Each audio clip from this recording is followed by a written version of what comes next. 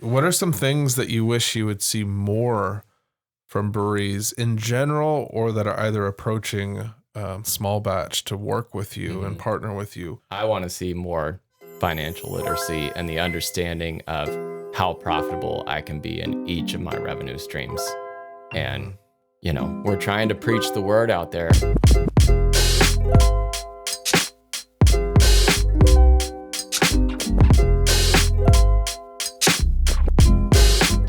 You are listening to the Capital Craft Podcast, brought to you by the San Diego Brewers Guild. I am your host, Eric Fowler. And my name is Jeff Fox. I'm with I'm with the Beer Media Co. With? Yeah. Who am I with? I'm with you right now. But, Beer Media Co. And I'm Derek Smith. I'm a brewery consultant with Small Batch Standard. We exist to help breweries make profit. And we do that through bookkeeping and accounting, consulting, and tax. We're currently working with about 85 recurring clients on a monthly basis, mostly in craft beer, but also in cider and liquor. And we help breweries especially understand their financials to make better decisions. So help them identify and keep their profit. Correct. And like on the hat, we're all about profit at Small Batch Standard. Gotta love that.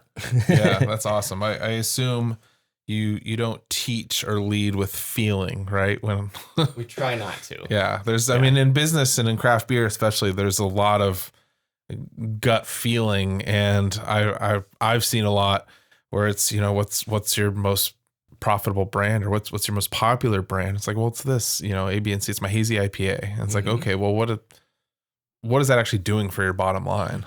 Right. And where would you say most of the breweries that you represent, and places across the country, where kind of is most of your clients from? They're all across the country. We probably have 6 in California, but we're spread out. Both the team, we're an entirely remote team, but we're working with breweries in all shapes and sizes and all kinds of cities across the U.S. That's awesome. So that probably gives you all an advantage to seeing trends, right? So tell us a little bit about what common struggles you're seeing throughout beverage manufacturers, specifically breweries, in 2024. And are there any differences between a brewery in a dense, very mature city like San Diego versus something that's maybe more rural or underdeveloped? Yeah, so a lot of the challenges we're seeing are continually rising costs, labor's higher, and then the big thing right now is your occupancy eating away at the profits. And couple that with a coming of drinking age generation that's not as interested in craft beverage, and you get a tough situation for craft breweries right now. Interesting. What would you say are some of the struggles that are happening more in California than maybe the rest of the nation? California is more of a mature market, so it's getting this market saturation before some of the smaller markets do. So I live in Salt Lake City, which, there's everyone knows about the liquor laws in Salt Lake City. And so we're a little behind on the trends. And so when hazies get popular somewhere, it takes 10 years for that to happen in Utah. And so our Utah market still has some room to grow. It's not quite saturated, but you can see what's happening in California, Oregon, Washington with closures because we have hit that saturation point. And when you have high occupancy, when you have ever increasing labor and raw materials costs, then we're just seeing breweries close because of it. Talking about increased expenses, what are your suggestions when you're looking at a brewery's finances to start being proactive, right? A lot of what finances are is looking backwards because that's where the data is. And oftentimes you're weeks or months behind when you're looking at that, right? Sometimes those reports can be difficult to look at or take the time to sit down or to fully balance your books until, say, 2 weeks after the quarter, after the month. And that's not always the most useful when things are very margin thin or changing, especially going into different seasons. What are some ways that breweries could be forward thinking using their books and using different financial metrics? Yeah, and to that point, even we have breweries come to us whose CPA holds their QuickBooks file, and they only get quarterly reports. So if you want to talk about a lag in your ability to make decisions, like that's for real. But with our clients, we do both the backwards looking and the forward looking. So a month closes and we provide what we call a compass report. And it takes our benchmarks and shows the brewery how they've done in the last 6 months, and particularly the last month, versus the benchmarks that we've laid out for them. But then the next step is, okay, now I have these benchmarks. I have my prior year performance. I know what I want to do this year based on that. Let's say last year I was at this much revenue and now I want to increase by 10%. Well, I can take that and develop KPIs for my sales team, my taproom team, where if my goal is 100,000 for the month and I'm a week in and I'm only at 15,000, I know that I can look at this number and say, hey, we're off base for where we want to be. We need to pull these levers. We need to get out there more in the market and push more beer. We need to increase our advertising.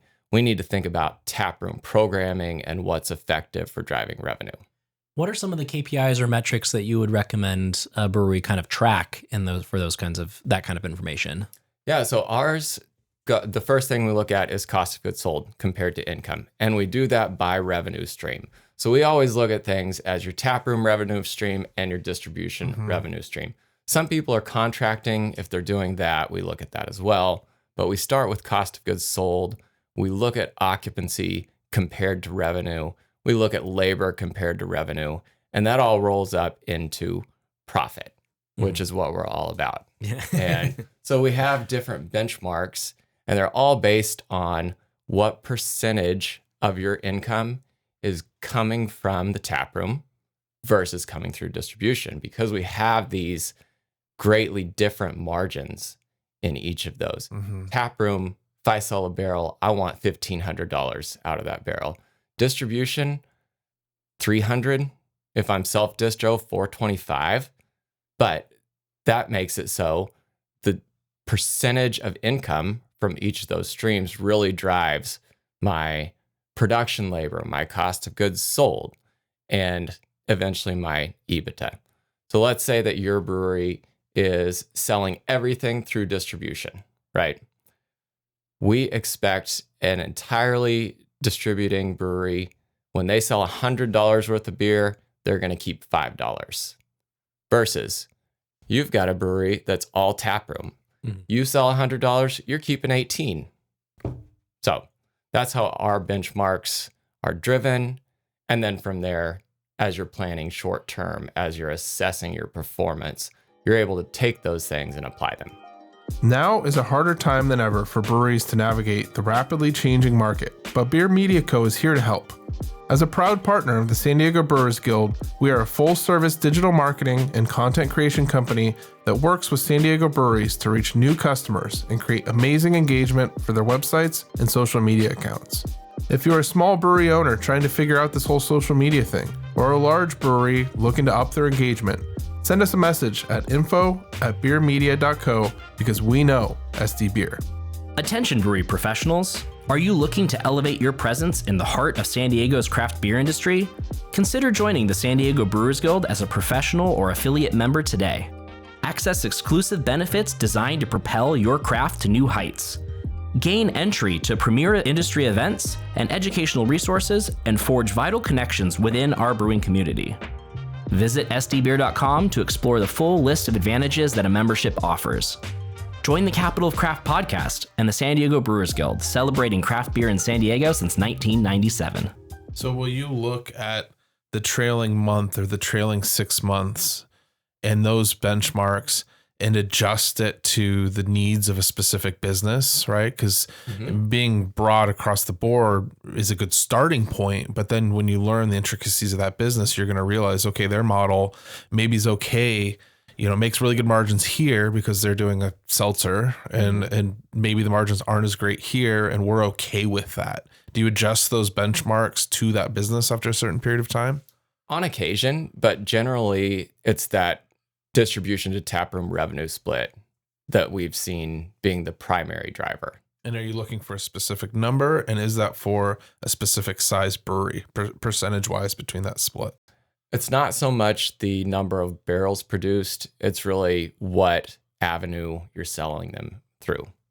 And so, we've got breweries up to 30,000 barrels, and they primarily fall into that 90% distribution, 10% taproom, or 70% distribution, 30% taproom, just by the nature of, hey, it's really tough to sell 25,000 barrels through a taproom. Yeah.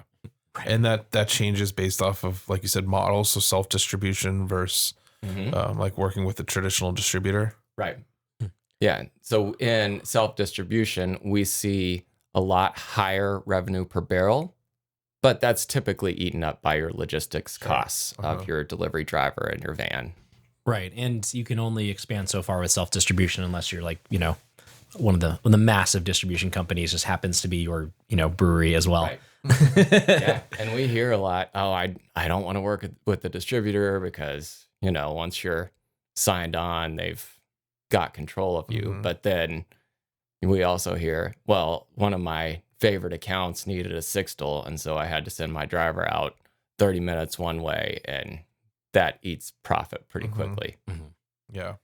Well, how much do you think of this do you think can be done in-house versus how much do you think they should bring in a company like yours? The way we look at that is we want brewery owners to be out there thinking strategically, driving revenue, those two things.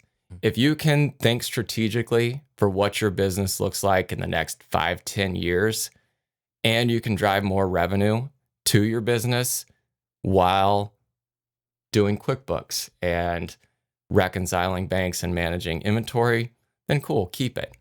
But we often see that it's more worth your time to work with someone who knows those systems, who can compare to other breweries across the nation while you're out there making a business that's viable long term. Yeah, I mean, it also makes sense that like if you're trying to track specific KPIs, you need to know what those numbers are and what if that's good or where you need to work. So if you don't know that, then you should probably ask someone, right? Exactly. Yeah. Yeah.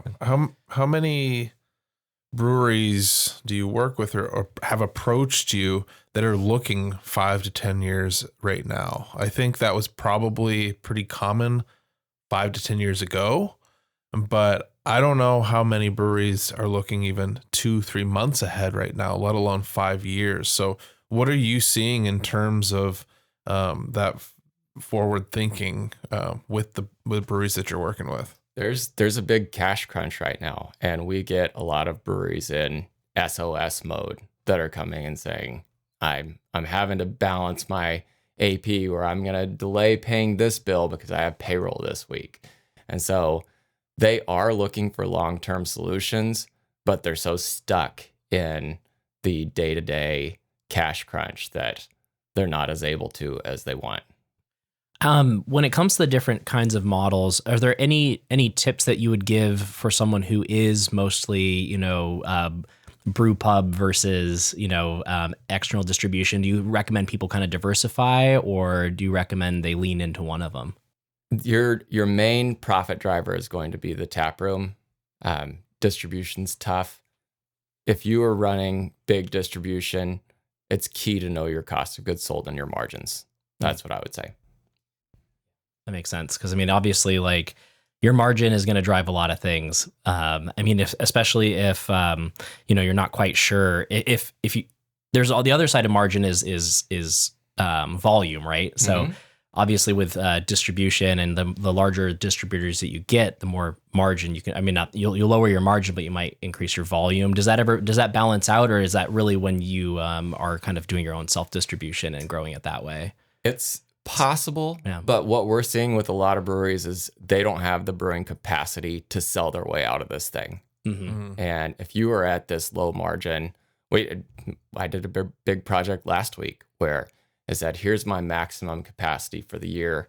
Here's my labor and overhead and my cost of goods sold. And for me to break even on this distribution side of things, maxes out my production.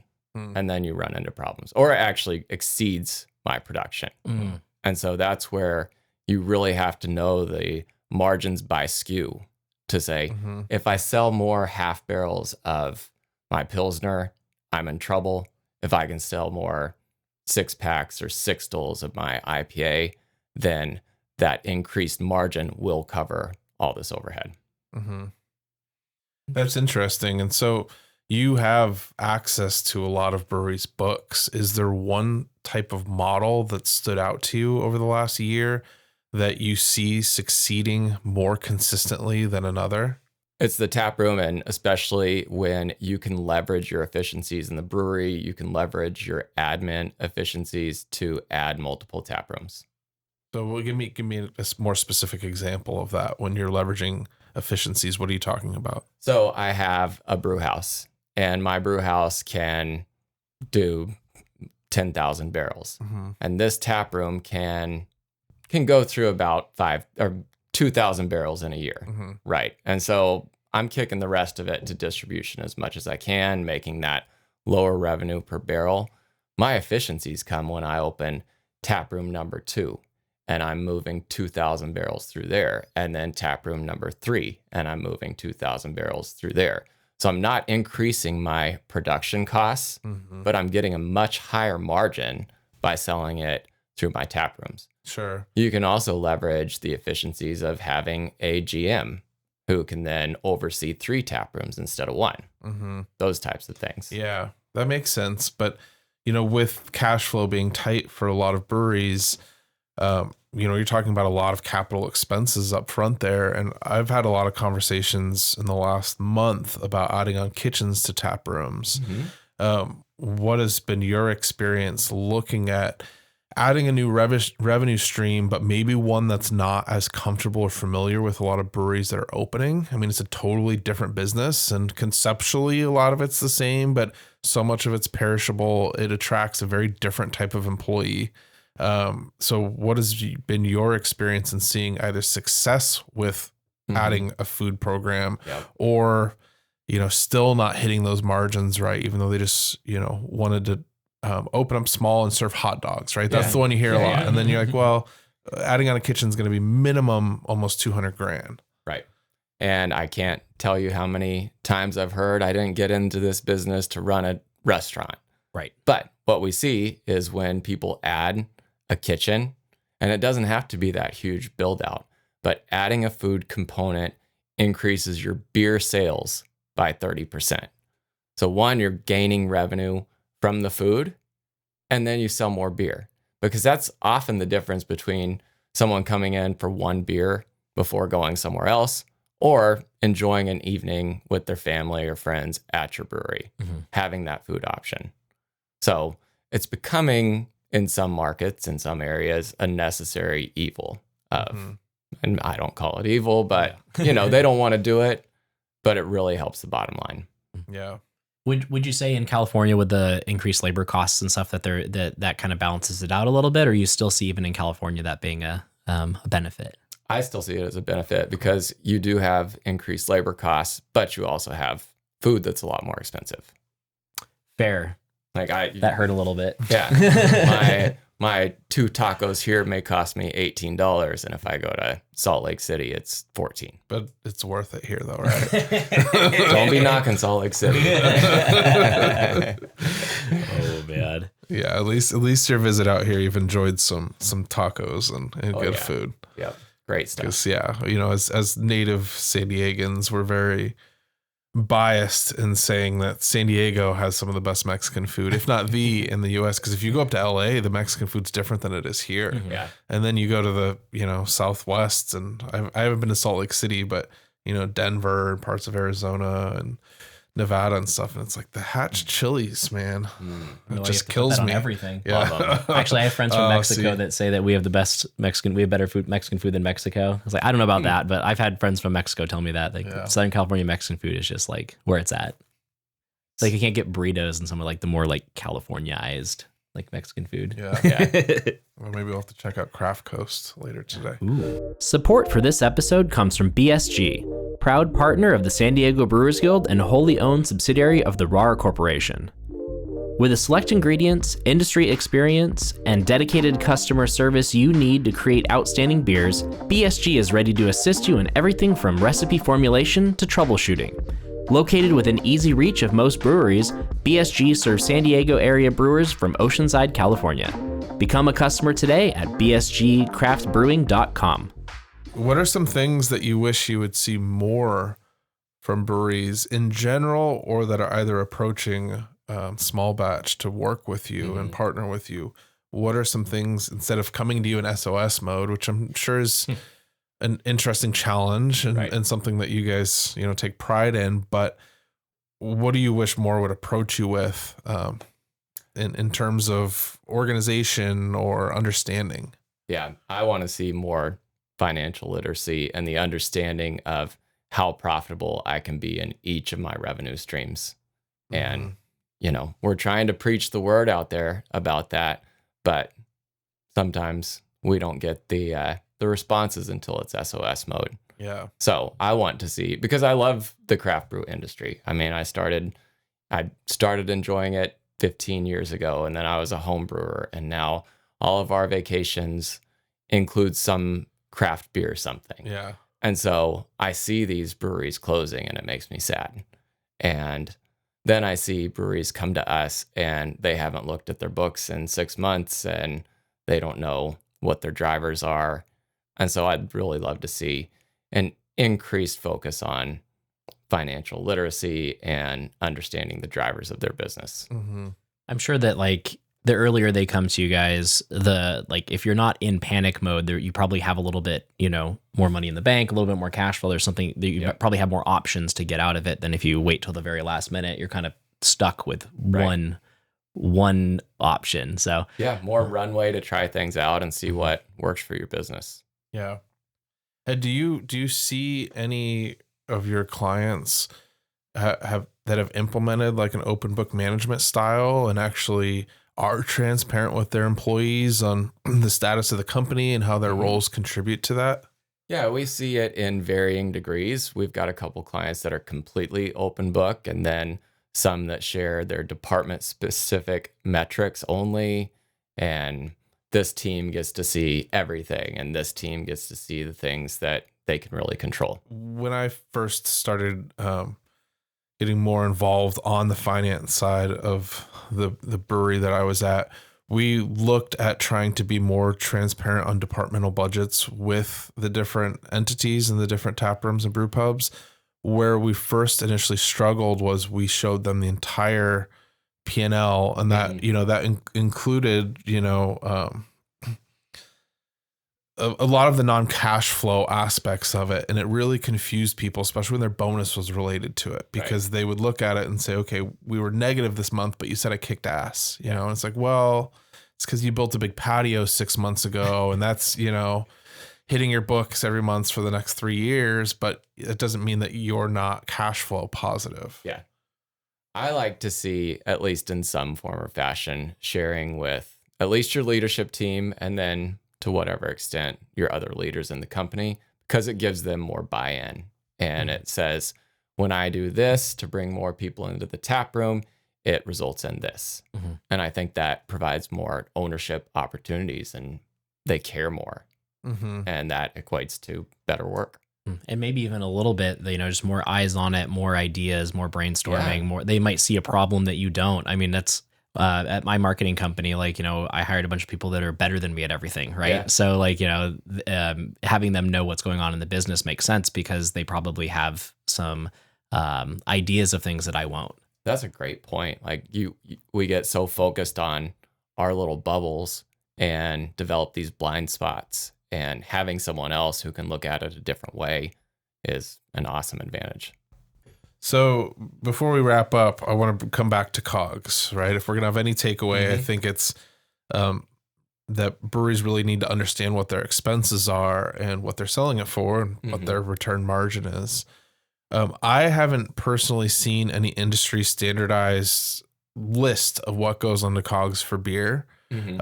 What do you generally like to include to formulate that number? We use the raw materials that go into the beer, the packaging costs, any direct taproom expense or distribution expense. Some people include production labor. We don't in our models, but that would just mean I increase my benchmark by whatever percent I have for production labor. But it's typically whatever's coming from your production software plus any direct expenses that you're not tracking through there. Great. Well, tell the listeners where they can find out more about yourself. They want to get in touch and small batch. Yeah, so check us out at sbstandard.com. For listeners of this podcast, we're also offering a free 2-page assessment. So if you go to sbstandard.com/San Diego, it will take you to a site where you can give us some information, and the consulting team and I will take that information, analyze it, and say, here's where we think you're really strong. Here's where we think you need to improve. And we're looking at partnering for an additional webcast some point in the next couple months. And everybody will hopefully be able to see you at San Diego Craft Beer Con August 13th at Maricosta San Alejo. I'll be there. Well, thank you for listening to the Capital of Craft podcast. And if you want to hear more, make sure you subscribe to our channel. You can check us out social media at SD Brewers. And we hope to see you next time. Cheers.